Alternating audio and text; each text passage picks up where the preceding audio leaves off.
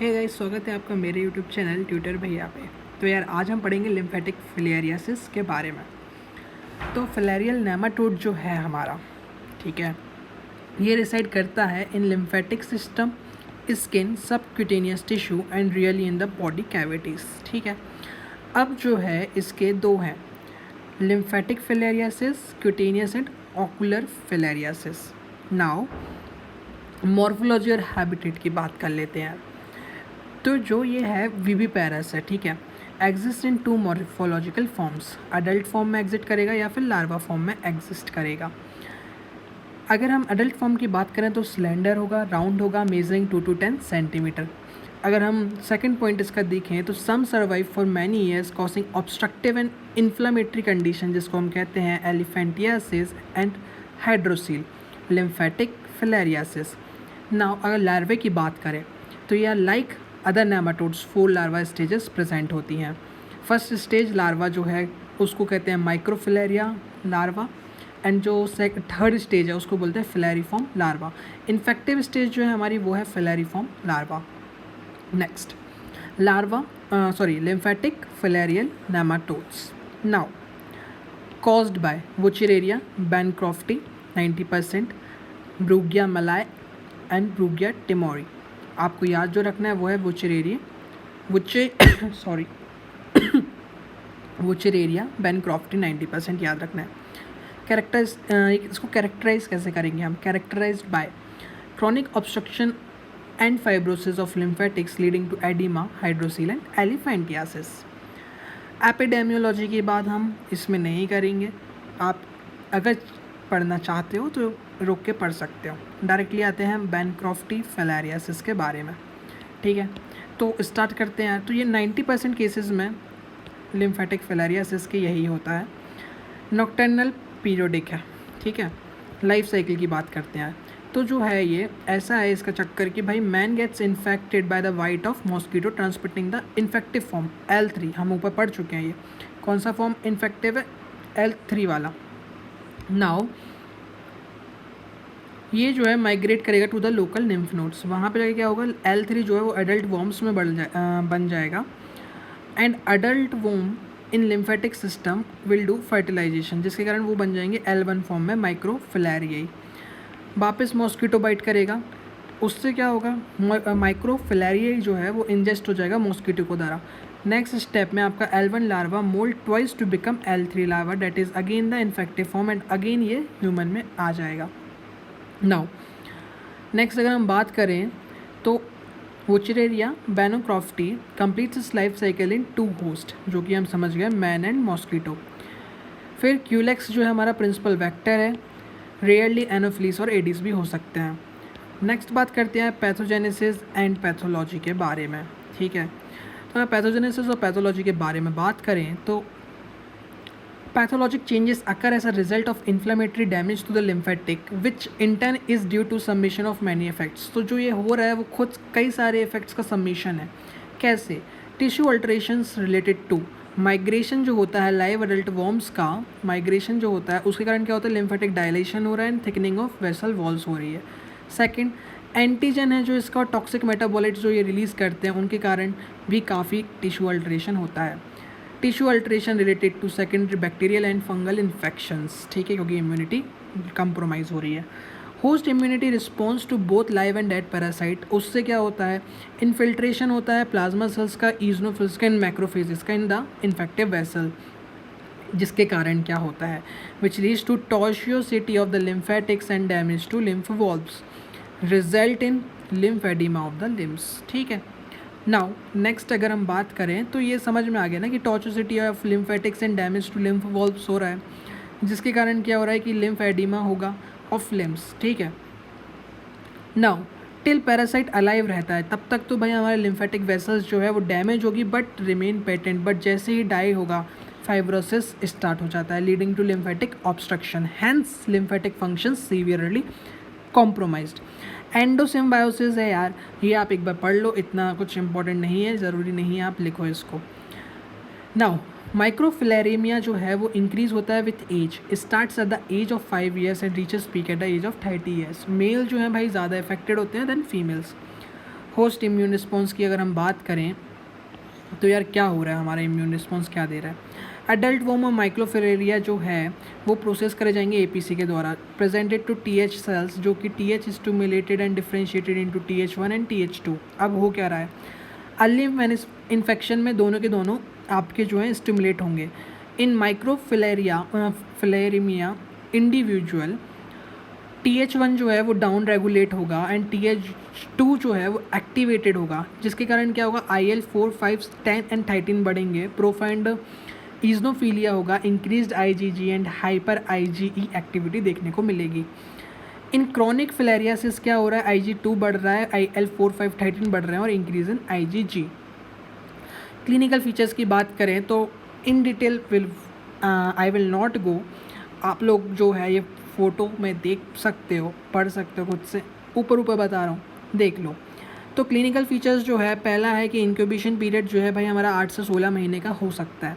Clinical जो manifestations हैं उनको 3 में हम क्लासीफाई कर सकते हैं, lymphatic filariasis, tropical pulmonary eosinophilia और occult filariasis, and the third one is immune complex mediated manifestations. अगर लिम्फेटिक फिलेरियासिस के बारे में बात करें पर्टिकुलर, तो इसको भी हमने डिवाइड किया हुआ है, एंडेमिक, नॉर्मल, एसिम्प्टोमेटिक माइक्रोफिलेरिमिया, जिसके अंदर हम देखेंगे कि हेमाटूरिया और प्रोटीनयूरिया दिखेगी, dilated and tortuous lymphatics, filarial dance sign देखने को मिलेगा अल्ट्रासाउंड में। अगर एक्यूट फिलेरियासिस की अगर हम बात करें तो इसके अंदर हमें फिलेरियल फीवर मिलेगा, लिम्फेटिक इन्फ्लेमेशन मिलेगा, जो नीचे वाले पाँव है वहाँ पे हमें सूजन दिखेगी लाइक दिस। नेक्स्ट अगर हम बात करें यहाँ क्रॉनिक फिलेरियासिस के, तो यार इसमें थोड़ा सा ज़्यादा है, डेट इज़ की हाइड्रोसील देखने को मिलेगा, एलिफेंटियासिस देखने को मिलेगा, and chyluria, excretion of a chyle, a milky white fluid in urine में आकर rarely, this is due to rupture of lymph vessels into the urinary system. Elephantiasis क्या होता है, swelling of the lower limb, and जो हमारा hydrocele है, accumulation of clear straw coloured fluid in the cavity of the tunica vaginalis of the testis. Next बात करें यहाँ tropical pulmonary ईजनोफीलिया, जिसको हमने ऑक्कल्ट फिलेरियासिस भी बोला है, ये रिप्रेजेंट करता है हाइपर सेंसिटिविटी रिएक्शंस को टू माइक्रोफिलेरिया एंटीजन। ठीक है, अब क्या होता है कि जो ये माइक्रोफिलेरिया के एंटीजन है उनसे एंटीबॉडी बाइंड करेगी और ये तुरंत के तुरंत निकाल दिए जाते हैं और डिस्ट्रॉय कर दिए जाते हैं इन द लंग्स, जिसके कारण एलर्जिक रिस्पॉन्स देखने को मिलता है। ये था हमारा ये इम्यून कॉम्प्लेक्स मीडिएटेड मैनिफेस्टेशंस में क्या है, तो नाउ इसमें क्या है, circulating immune complexes containing microfilarial antigens are found to be deposit in various organ such as kidney, जिसके कारण हमें प्रोटीनयूरिया वगैरह देखने को मिल रहा है, और जॉइंट्स में होता है जिसके कारण हमें filarial arthritis of knee and ankle देखने को मिल सकता है। अब आते हैं सबसे इम्पोर्टेंट पार्ट ऑफ माइक्रोबायोलॉजी जो कि पूछा जाता है, लेबोरेटरी डायग्नोसिस। माइक्रोस्कोपी के लिए बात करें तो वेट माउंट कर सकते हैं, जिसमें हमें सरपेंटाइन मूवमेंट दिखेगा माइक्रोफिलेरिया का। Thick and thin movement, thick and thin movement नहीं है, ये स्मेयर है, थिक एंड थिन स्मेयर। इसके अंदर क्या देखने को मिलेगा हमें, लीसमन और जीमसा स्ट्रेन का हम यूज़ करेंगे। Seat and nuclear of microfilaria can be seen 1 to 1000 microfilaria पर ml ऑफ ब्लड देखने को मिल सकता है। कंसंट्रेशन टेक्निक का यूज़ करते हैं जिससे हम सेंसिटिविटी इंक्रीज़ कर देते हैं। कलेक्शन टाइम जो है नॉक्टर्नल पीरियोडिसिटी होने के कारण 9 PM से 4 AM के बीच में सैंपल लेना पड़ेगा, जो कि एक पेशेंट के लिए काफ़ी इनकन्वीनियंट हो सकता है, क्योंकि कोई दूर से आ रहा है तो we can't say him to stay all night just for giving the sample. तो DEC प्रोवोकेशन टेस्ट होता है जिसमें DEC की टैबलेट ली जाती है ओरली 2 मिलीग्राम पर kg के हिसाब से, जिसके कारण क्या होता है, नॉक्टर्नल जो माइक्रोफिलेरिया है वो स्टिमुलेट होता है to come to peripheral blood within 15 minutes to 1 hour। फिर इसका यूज़ हम कर सकते हैं ईजीली, तो ये DEC प्रोवोकेशन टेस्ट बोलते हैं इसको।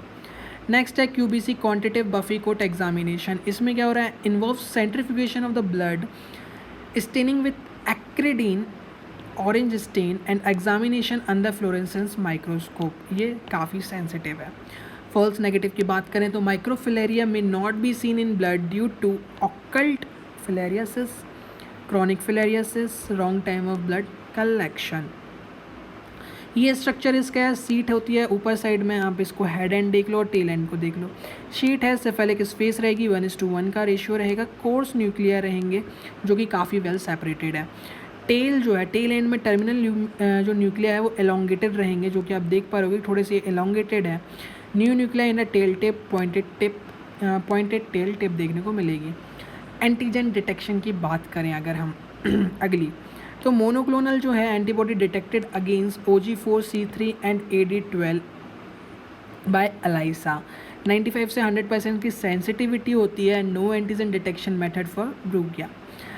एडवांटेजेस क्या हैं इसके? तो सबसे पहला एडवांटेज है कि यार इंक्रीज सेंसिटिविटी है, can be detected in the day time, can differentiate between the present in the past illness and can be detected in urine. अगर एंटीबॉडी का डिटेक्शन करने का आपके मन में ख्याल आता है तो क्या है सीन?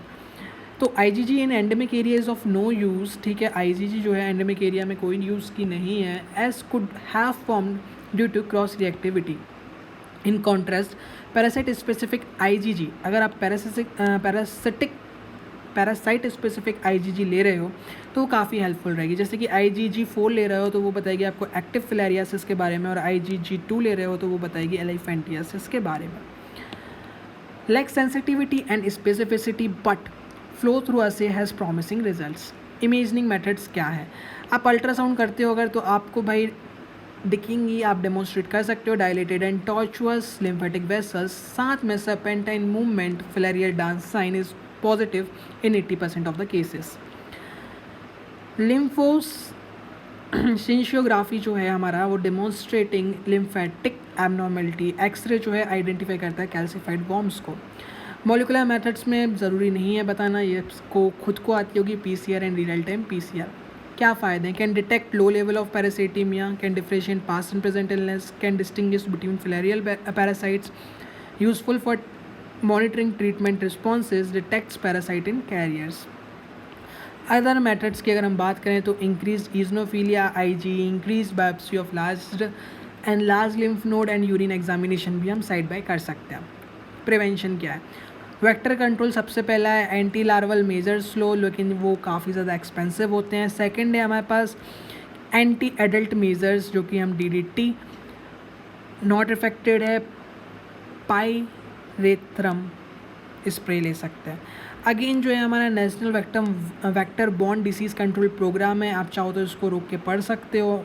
मैं एक सेकंड को यहाँ पर रोक देता हूँ स्लाइड, आप इसको रोक के पढ़ सकते हो। अगर हम बात करें कि भाई क्या ट्रीटमेंट यूज़ करते हैं, तो यार डाइएथाइल कार्बामाजीन जो है ड्रग ऑफ चॉइस है, 6 मिलीग्राम पर kg के हिसाब से डेली दी जाती है for 12 days. Triple drug regimen जो है आपको WHO ने रिसेंटली रिकमेंड किया है, जिसके अंदर हम आइवरमेक्टिन DEC प्लस एल्बेंडाजोल का यूज़ करते हैं। It is implemented in selective districts of India. तो थैंक यू गाइस, यहीं पे ये वीडियो खत्म होती है। अगर आपको ये वीडियो पसंद आई हो तो please don't forget to subscribe and like my video.